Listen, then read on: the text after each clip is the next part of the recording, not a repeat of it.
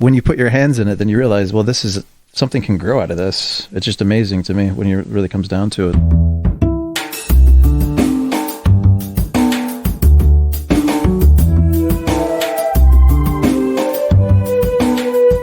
This is Champagne is Also a Band podcast. One songwriter, one song.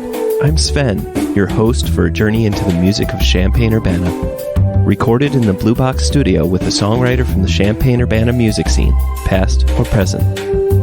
Champagne is Also a Band podcast is proud to be a part of the Champagne Showers Podcast Network.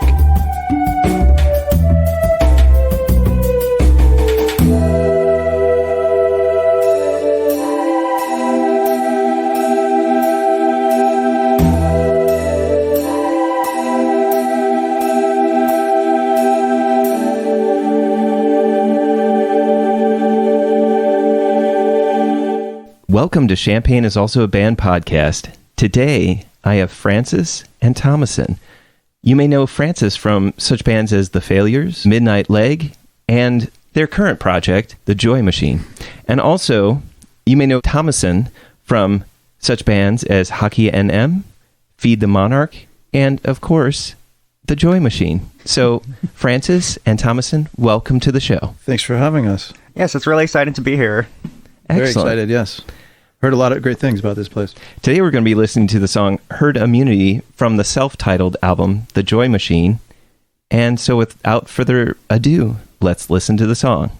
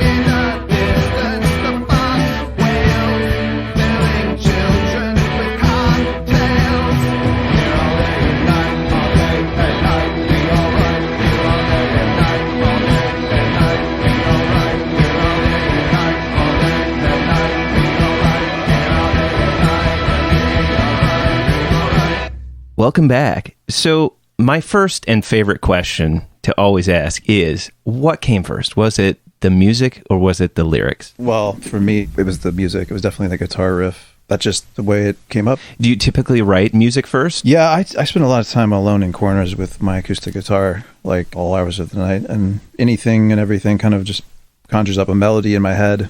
It's like, even without a guitar, just they keep running through my head, and it just comes out. So interesting. So if you typically write the songs on an acoustic, when do you decide to make the transition between an electric, like you want the sound to be an electric versus what was originally written through an acoustic? Because I noticed on this album that you do have acoustic parts going on so there was a decision made at some point. So I'm just curious how that... Yeah. It's a funny thing about it. This particular song, Herd Immunity, was one of the ones where I started playing the melody and humming it. My girlfriend heard it, and I just started playing it the next day, and she's like, you never do that with songs, like where you're just immediately jump into the electric realm, I guess. I don't know why it was this one. It's just, I think sometimes I just make those decisions randomly. So okay, fair enough. Yeah, just a feeling. One of the things that I do notice about this song is there is the melody that is throughout the piece, and it like weaves in and out, and then there's counter melodies that are going on in there. The way that you use it throughout the piece is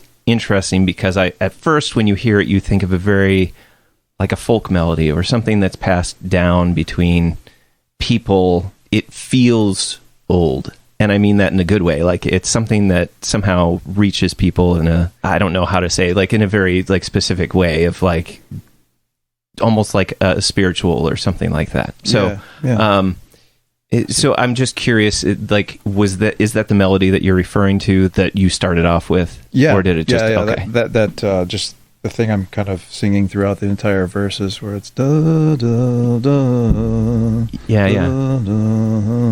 That whole part. It's like a tribal feeling. Yeah. To me. Well, and one of the things that I noticed is that you use that at the beginning. It seems like it's very lulling, but at the end it's very forceful. That's the backup instrumentation that's bringing that all around.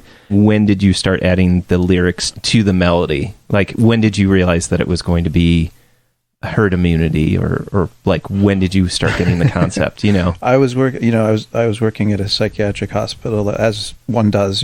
I was sitting in a little bathroom the size of a closet, a small closet basically, and there's this poster on the wall, so it's a hospital, and this is pre-pandemic, so there's a picture of a bunch of animals together, and they're trying to promote to get the flu vaccine, right? And it's just herd immunity, and it just got me thinking about how we are very animalistic. We're connected with nature, the tribal kind of thing, I guess, that we kind of mentioned before, but also just there's a safety in numbers. Yet you lose things by giving up part of yourself, but you also gain so much. So there's just like the interplay between those two things. Yeah, a light bulb just went off in my head that there's safety in the numbers, but also that you lose something in the numbers. Like, a few things that pop into my head is, yes, there's safety in numbers, but there's also like less accountability in numbers. You can have mob mentality, as they say. So I don't know. That's double-edged swords, right? Yeah, sort of thing. And I think there's that throughout the whole album, honestly, about the dynamic, the contradictions of humans.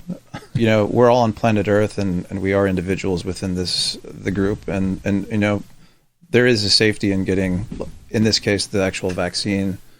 What that poster kind of represented to me was not so much the biological or medical reasoning behind that, but we're kind of delving more into like the cultural, anthropological kind of meaning of how we interact in a society as individuals, and there's interplay between that. Like, I guess there's some sort of interesting quote that I probably could look up right now, but I'm gonna paraphrase it. You can't be a god or a beast. Like, you can't be a beast or a god. Like, you can't totally separate yourself from society.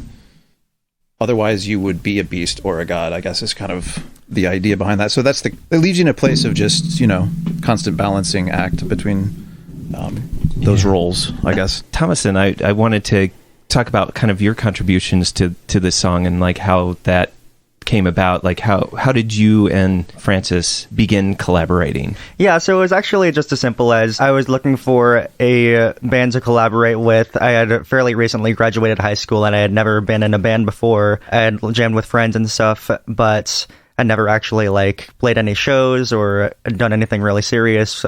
I saw an ad on Craigslist, and it was just for Champagne band looking for drummers. So I started talking to Francis via email, sent me some songs to learn, and we started working together. And Francis was just very gracious because I was going in with very little experience, just like a year of high school concert band, essentially. So they were very patient in helping me to learn the songs and kind of teaching me the ropes of the music world in general, the local scene. So I'm very grateful for Francis in that regard and really launching me into the Champaign-Urbana and really just music in general. When this song was being written, how did you contribute to the writing process? Even though the Joy Machine is very much a collaborative project, I wouldn't say that we have like a band leader or anything like that. But at the same time, I do see it as these songs are coming from Francis for the most part. I tend to serve the music when I am writing, try to take what Francis is doing and see how I can complement it, how I can elevate it where I can, but in the end, just being faithful to the artistic product that Francis has shared with us. It's a labor of love, so I kind of conceive and have the child, and then we help raise the child, I guess,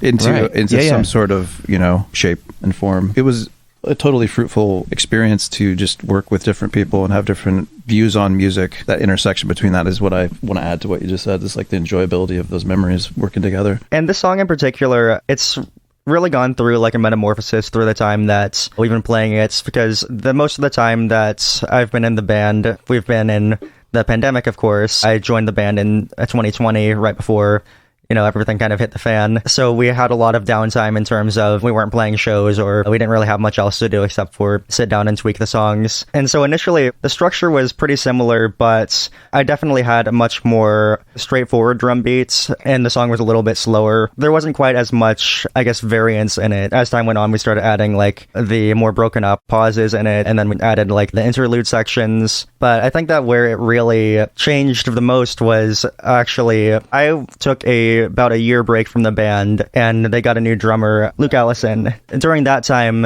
they were again tweaking and reworking the music, and so when eventually Luke ended up leaving the band, I decided to come back to the band. Francis sent me over the recordings for the self-titled album in the state that they were in at that point. And Herd Immunity really especially blew me away out of all the songs that he sent, because it had sounded so different from when I had last worked on it. And it just really blew me away, like with all of the different guitars and counter melodies. And I really like what Luke did with the drums and giving it a bit more of a ballady feel to it. That's kind of just been a thing with my time in the Joy Machine in general, is just kind of combining my own musical ideas and backgrounds. There's actually been 4 drummers in the Joy Machine, and this one was just me and Luke were the only 2 to work on it, but there's other songs where there's been literally all 4 drummers have contributed to the song in one way or another. So there's a lot of DNA in just the drums that isn't just mine. Yeah, I think I'm a drummer sometimes too, so maybe there's been 5 drummers. I don't know.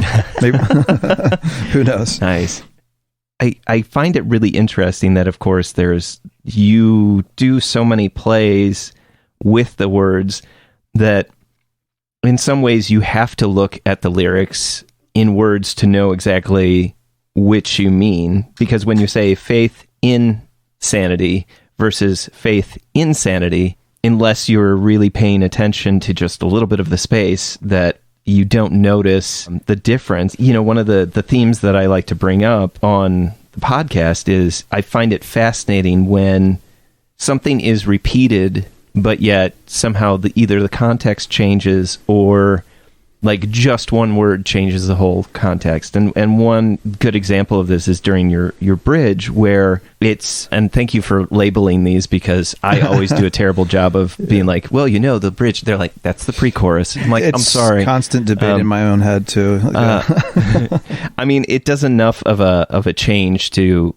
set up for the chorus, and it starts with the reflecting out the window, and then the vital signs seem stable. The one, I guess, 2/1 words that there's got to be a better way to say that, is filling children with cocktails, and then the second time the bridge is used, it's filling children with cocktails. Have you always found yourself like playing with words in that way, like that changed the context? Well, I used to be an English teacher in Shanghai, China, for quite a few years, and teaching children basically from the ages of like 3 years old for the first couple years, and then to college level, just constantly like going through like words that I wouldn't, most people probably wouldn't normally like repetitively consider the meaning the minute detail of linguistic contextual kind of placement of that word kind of just changes, like you said, the entire meaning of it. The context is everything for a lot of language, right? So,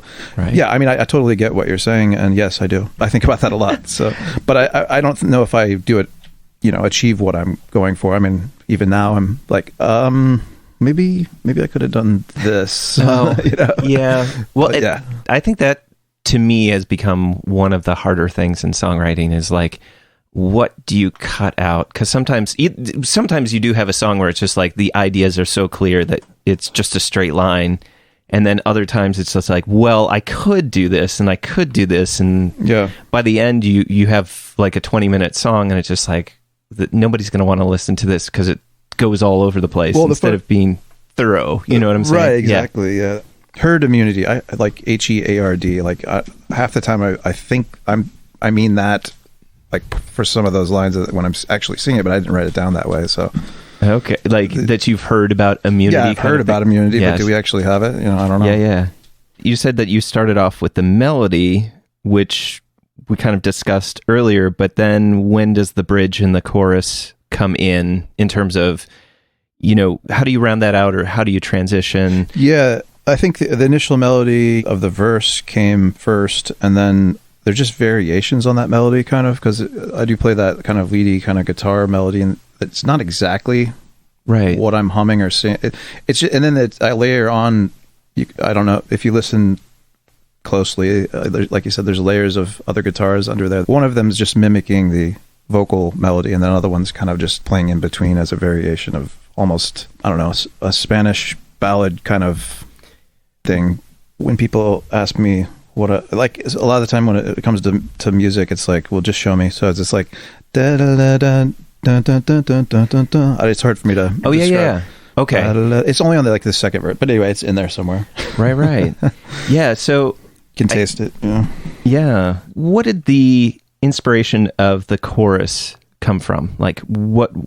Because you had the hear all day and night, and then you have the heal all day and night, and then you have the kneel all day and night, which is again that whole, what's the word for it when the words that sound homonym sounding? It's not necessarily the same word or even spelled the same or exactly pronounced the same, but they sound very hononymic. Is that even a word? I don't know. But you know what I mean? Yeah. So you've got the hear, heal, and kneel. Yeah, I took a poetry class in high school, I guess. That would be my answer to that one. I don't know. Yeah, I think there's a thematic thing going on in this song, and I don't know, in some state of subconscious scrawlings. I mean, it takes me a while to get to the point where, like, I literally finished the lyrics the day of the recording of doing this, most of the songs. So it's almost like I hold out and hold back judgment, and it's just to keep like this sense of excitement to the very end. You know what I'm saying? And then just the day of recording, it's just like, I don't know if it's a good thing or bad thing. It just is what it is. Procrastination for creativity's sake, I guess, or the excitement of creativity's sake. Part of what I love about this show is the discussion about people's writing styles and like how they all vary.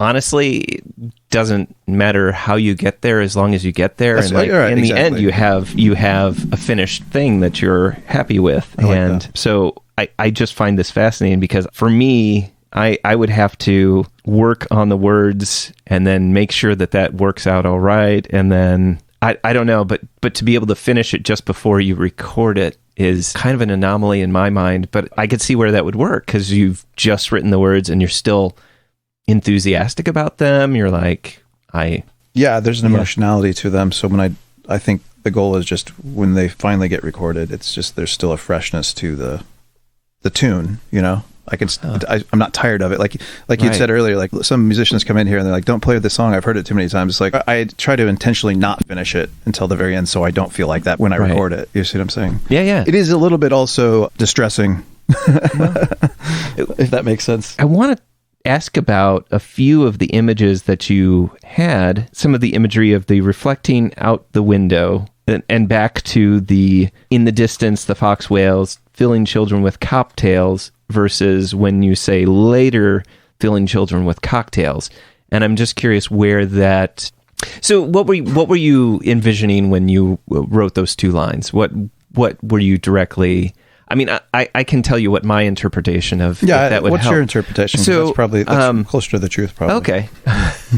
When I hear the filling children with cocktails and filling children with cocktails, I'll initially talk about the cocktails, and I feel like that's one of the standard, I don't know, that we, from all the media that we have, that we receive, is always focused on, what some refer to as propaganda, which is that we celebrate the cop that, breaks the rules just to get the job done. And really, in reality, if someone were to do that, well, not that someone doesn't do that, but when a person or a cop or whatever does that, it's horrifying. It's horrifying that someone would just be like, no, I don't need to worry about your rights. I just need to get justice. And then I think about the filling children with cocktails.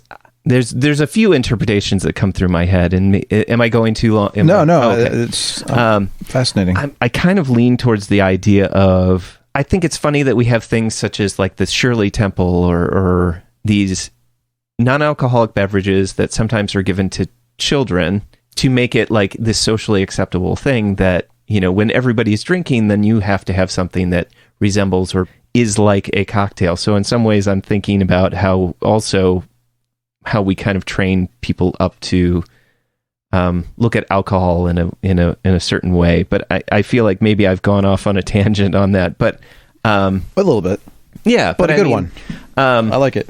But it kind of goes back. I did draw a false equivalency between telling children cocktails and filling children with cocktails as this, I want to say, kind of an indoctrination that is part of our society, that there's certain things that are considered socially acceptable and things that we are kind of trained to respond with in kind of a what's the word, but that's all you've experienced them as, and you've been told these tales for so long, or you've been shown something for so long that you think that that's the only way to see them. So I guess that was my random interpretation, maybe. Yeah, I mean, all of those things you said, I think, can apply.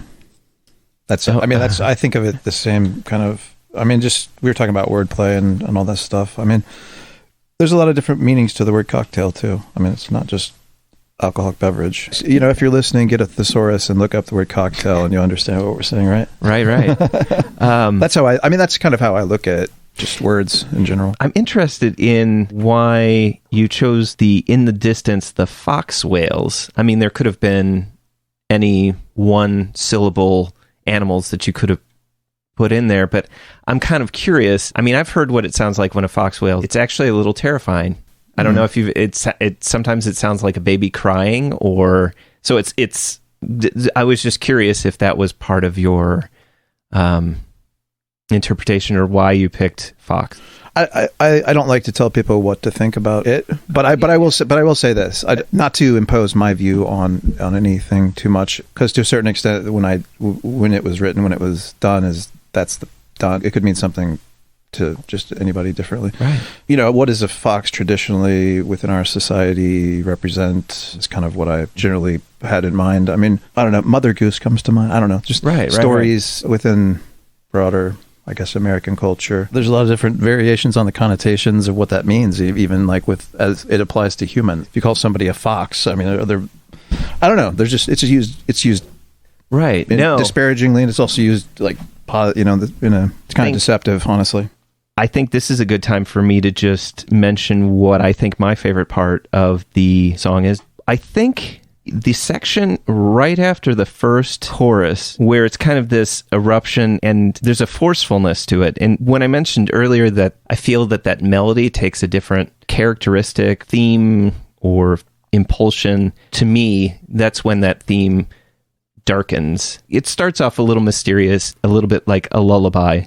But then when it changes at that part and the instrumental part just kind of comes together and the melody is back, it has a foreboding, a longing, and like a sadness about it that wasn't there before, I don't think. So I think, to me, It does a very good job of like, if you're looking at it from telling a story, it's like you've kind of ramped up to this part where, okay, this is the bad situation. This is going to be the bad part, and it's going to get worse. And I feel like that just sets the mood, and that's probably my favorite part of the song. So I don't know, Thomasin, if you'd like to... That's my favorite part as well. And that's something that was added after I initially went on hiatus from the band. And I just loved like how it went from being like a pretty dynamically stable song when it was initially written to something just having a lot more dynamics and having that build up in it. When I play it live, I'm crashing eighth notes on my crash ride, and I'm throwing in fills in between, and I'm just trying to do as much as I can do to just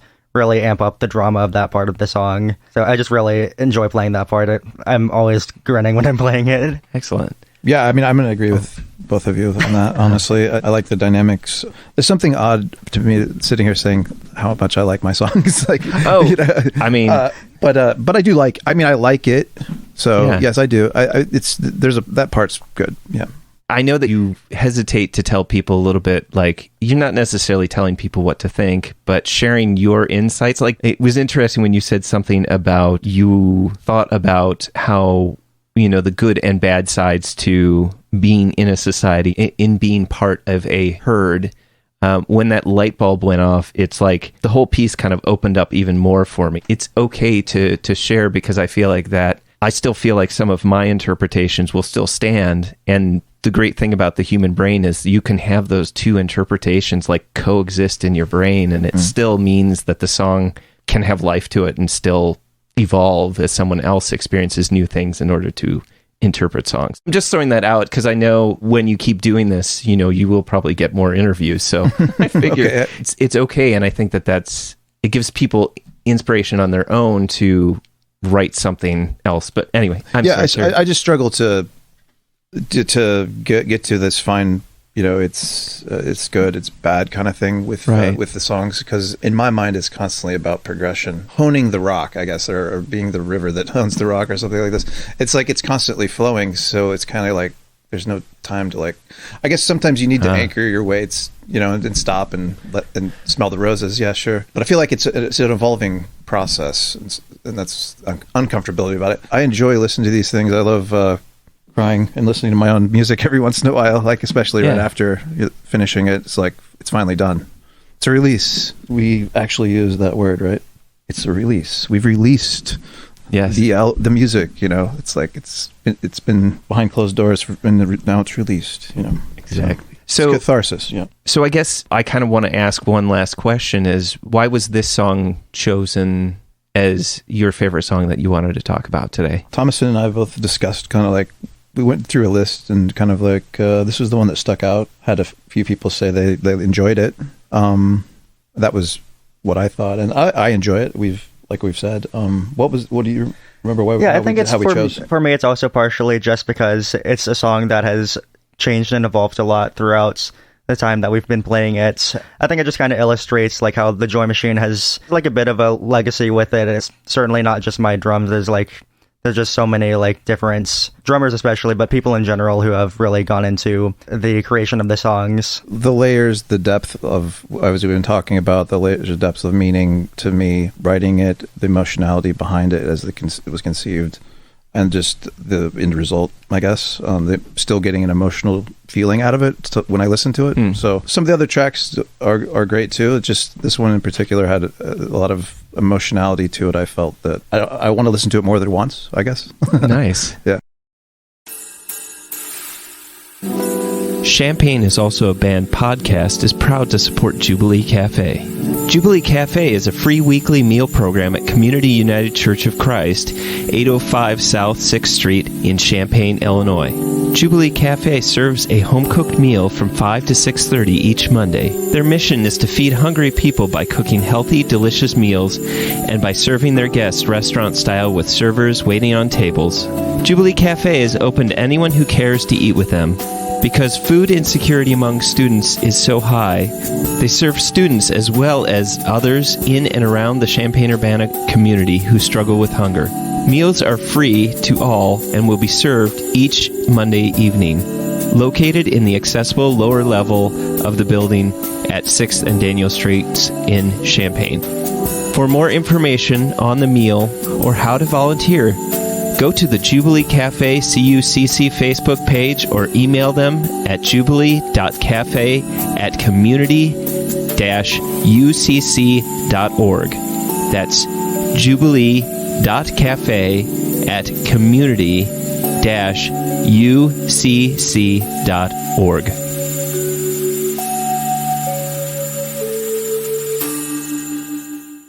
Welcome back. So, Thomasin, what is your favorite Champaign-Urbana venue?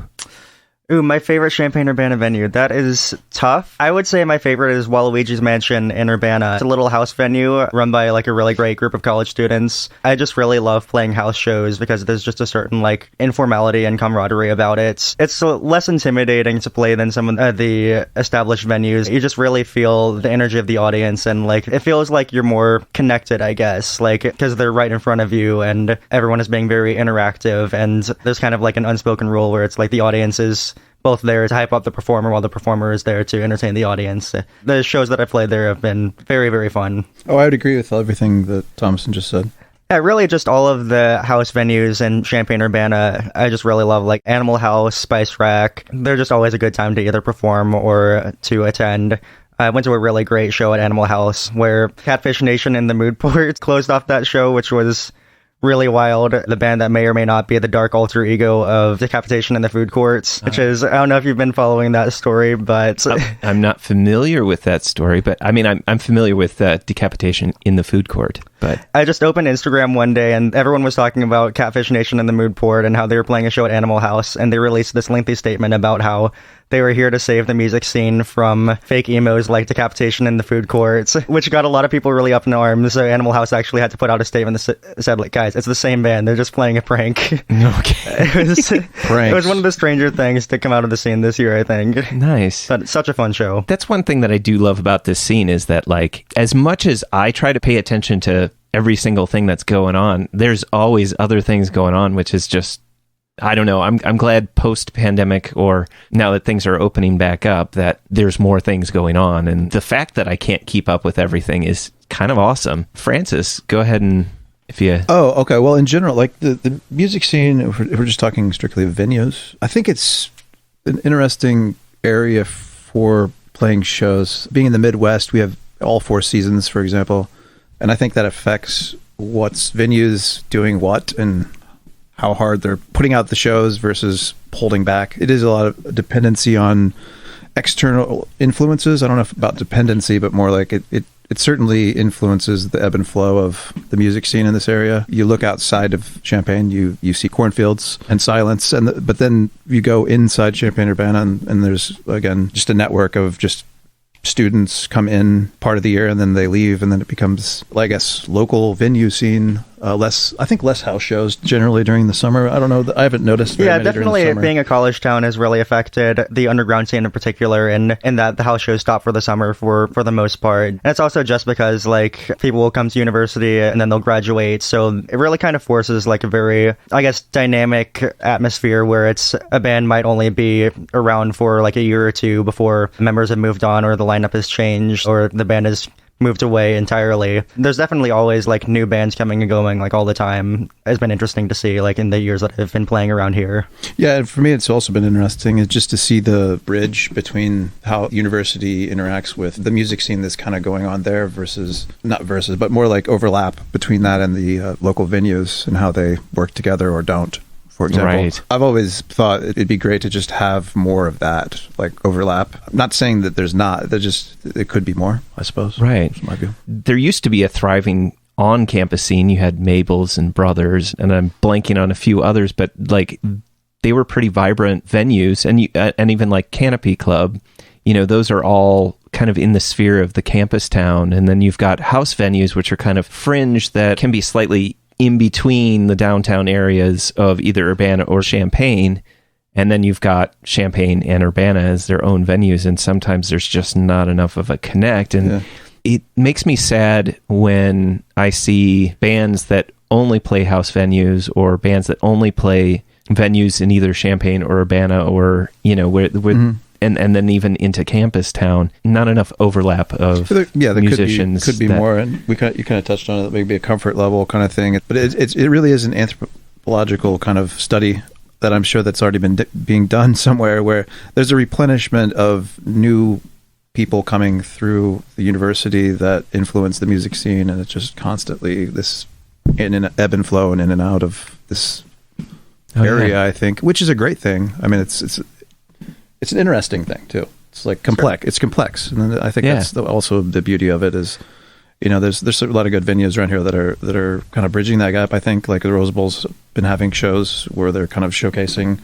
more of the underground scene here, which I think we need more of that. I guess that's kind of what we're saying. I love all those newer bands that are coming through. I'm sure we're going to have many, many more this year, right? I mean, coming through. I do think that the university plays a very vital role in terms of what keeps our scene fresh in so many ways. Exactly what you were saying, that rotation, but that it influences maybe even some of the bands that have been around for quite some time, where they're just like, oh wow, that's a new sound. That's something that I should try. Or even if it's as little as like, oh, it's interesting what that sound that they were able to get out of their guitar, or you know what I mean? So there's influences that are constantly rotating and churning, and I feel like I just reiterated what you just said. But anyway, here's my the question that I like to round out the scene with, and that's like, what makes a good music scene? And so whoever wants to kind of make a suggestion about what makes a good music scene, or maybe even what Champaign-Urbana could do better.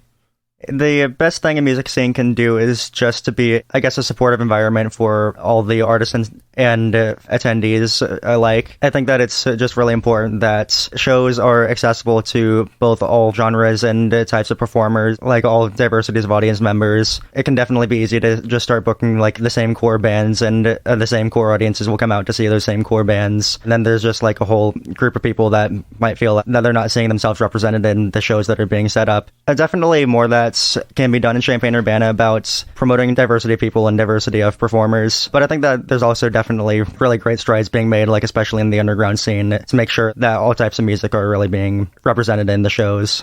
I think accessibility, but also the opportunity that it can actually allow for exposure for all, as Thomasin was said, all bands of all shapes and forms, working together more, I guess, as much as possible to, if there's an established band, as you mentioned, I mean, it's kind of like, musicians have to stick together, I guess. Artists need to, in my view, stick together in our particular broader society, which I guess is the music scene here as well. It's encompassed by this business culture idea of business above all is sort of the American kind of foundational kind of view of this capitalistic society we live in.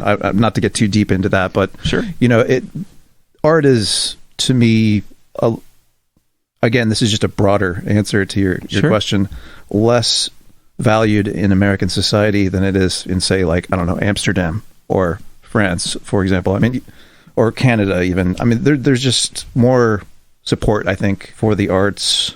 I've never lived in those societies. This is what I've read. So again, this is just my thoughts on it. And even if it's not more opportunities there, I think there's a lot of other ways to provide support for independent artists rather than just relying on Spotify to reap the benefits of just using your creations that you've worked on. And there is a level of corporatism that kind of overarches a lot of opportunities. It's almost to the level of, like, in the same way that the United States protects oil interests, that these other nations can protect art interests in much the same fervor. I mean, not declaring war or anything, but still, you know what I mean? Like, there's a certain imbalance about that. Hoarding of opportunities. When it seems as if opportunities are being hoarded by one particular clique or sect or area or whatever, and it almost pitting areas against one another for whatever reason. I mean, maybe it's just insecurity or, again, it's sort of feels icky. Not well, but just as much as I want to play a show with us playing the show, I'm almost find just as much happiness in just saying, hey, this is a venue that I've been at, and I would like to connect you with them because I like your band or I like your music, and I think you would be great working with people to help them develop. The opportunities only helps the community, which helps everybody at the end of the day. It's like constantly passing that information and all this stuff along, networking. I don't even like the word networking because it almost feels like, I'm wanting something from this, like a selflessness. And I'd rather just give opportunities and enjoy seeing people grow. Is nice sometimes. Yeah, and that's definitely something because I handle a lot of booking both for this band and for my other musical projects. And whenever I'm setting up the shows and deciding which other artists are going to be playing with us, it's really important to me that we're not just picking the same bands that always play or just the names that are going to get more people into the show. I'm looking at smaller bands that I saw at a house show that don't have much of a following yet, but make really good music. I try to and bring hip hop artists on or electronic artists or not just other punk rock bands, and just try to promote because I think that it helps everyone when everyone's looking out for each other. Like Francis said, it's just really nice to see these bands going on to do great things and to know that maybe you had one small part in helping them to achieve that,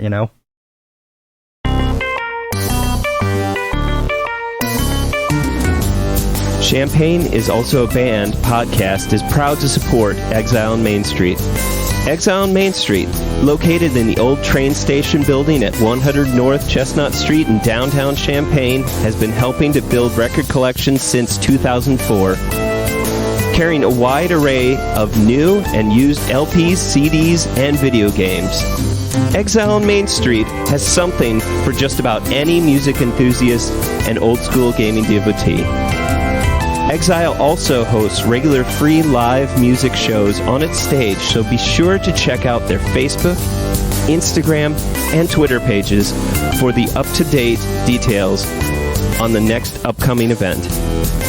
Open 7 days a week, they can be reached by phone at 217-398-MAIN. That's 217-398-6246.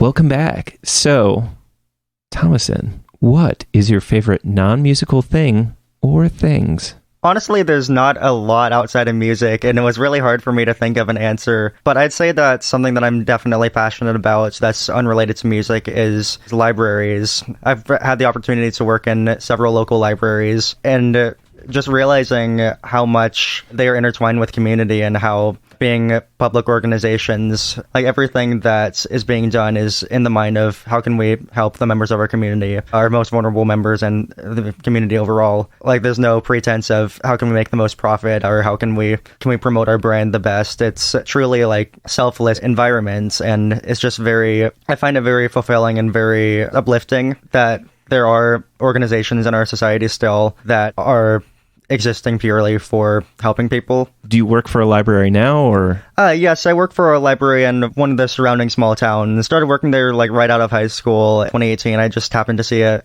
job posting and I applied, and I was the only person who applied, so I got the job, even though I completely bungled the interview. And I hadn't really... Sounds like you aced the interview.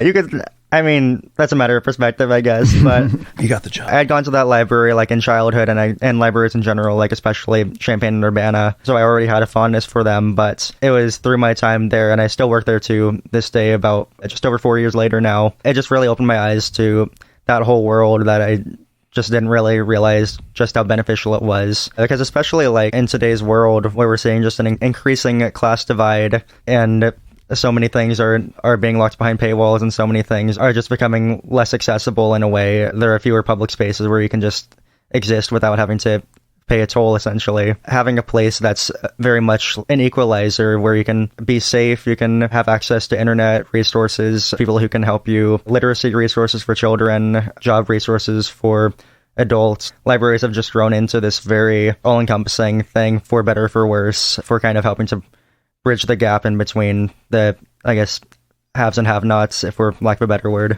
The idea of banning books just kind of boils my... It's just...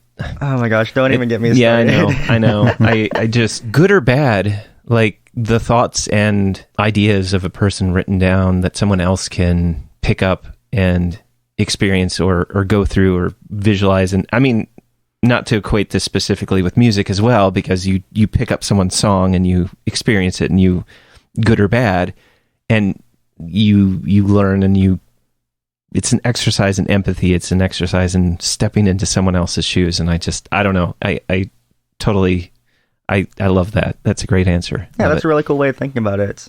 Francis, what is your favorite non-musical thing or things? I was thinking about this, and again, it's kind of hard because the first thing I thought of was movies, because I collect a lot of different movies. I put them into categories of directors. Anyway, I would disagree with your categorization system as a librarian, but we can get into that. Okay, yeah, exactly. Another So, day, straight alphabetical. Street alphabetical. Okay. Well, yeah, based on the last name of the director or the act. It's kind of like just, this is my thing, so I can do whatever I want, right? Right. We can open it up to the community, though. They can come into my So library. now on your phones. How does this make any sense? Well, ask Francis. He is the card catalog. I'm getting off topic. Well, it's fun. Well, now I'm going to get off topic. It reminds me of the scene in High Fidelity where he's just like, "Wait, well, it's not alphabetical. It's not by artists. It's what?" He's like, "It's autobiographical," because I have to remember that I bought this album after breaking up with, And, Yes. so I love. But things anyway, like that. That's idiosyncratic, right? It's really just my thing. So. Yeah. Anyway, that thing. I love to take photographs. This is something I like editing images and that sort of thing. I like making these flyers, and this is sort of interconnected with the music. And Sure. do a lot of gardening at home with my girlfriend. So. Well, so go back to movies. I mean, is there a particular genre or like style or something that you Stanley prefer? Kubrick. That's the only thing I have to say. Yeah, it's Stanley Kubrick. Broad strokes of his just artistry is just looking at the way he cuts things, and compared to like Spielberg, who the two obvious ones, I guess. It's Spielberg's kind of like we were talking about David Bowie, right? Right. He's the David Bowie used a lot of technology, a lot of thought, a lot of detail. The story arc is very intricate versus like Kubrick, which there's like one half and the second half. If you look at a lot of those films, it's like really broad strokes. I don't know how else to say it, but yeah, love Kubrick. What do you get into with photography? What do you take pictures of? Or it's really just anything and everything. It's just a hobby kind of thing. Gotcha. I mean, I can't really say it's just a hobby. Yeah. Okay. And then gardening? That's something my girlfriend really loves to do, and it's just nice to see her fervor and like interest and like connection with the earth in a way that again, just it's not something that I've gotten so in depth with. It's more like I've seen her doing it and I've gotten involved with it. It really relaxes the person. Just sticking your hands in the dirt, I guess, and moving it. Yeah. Knowing that it's an organism that you're actually. It's good to go outside and touch grass every now and then. Well, it's just sitting out there, right? The dirt, and when you put your hands in it, then you realize, well, this is something can grow out of this. It's just amazing to me when it really comes down to it. Like it's fertile land, Or you could even be more morbid. This is all the dead things that have been before me. Well, yeah, that's the life cycle, right? Yeah, that's the whole fascinating thing about it. It's a big life cycle. Speaking of which, there's a cycle to, this is again part of these thematic things in my head about it's a revigorating and recycling and regrowth and renewal process every year. Thomasin and Francis, thank you for being on the show and telling me all about your song Herd Immunity, your ideas about the scene, and I've really enjoyed talking with different people, and it's always refreshing to have people come in and tell me new things and your favorite non-musical things. So I really appreciate you both coming on and talking with me. Thanks for having us. Yes, this was really fun.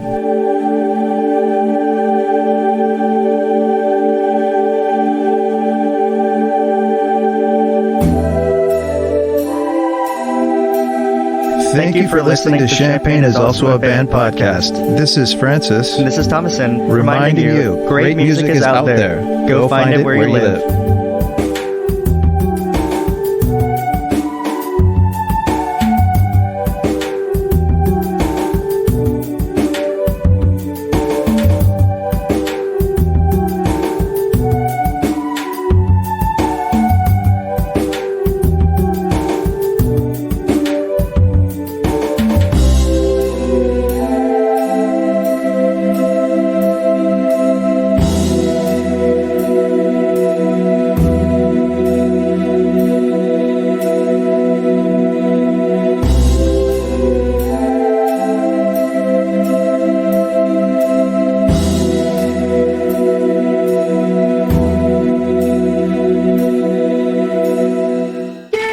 rap. Champagne is also a band.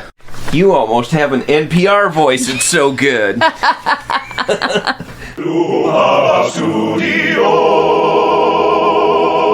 South Peter on the inside.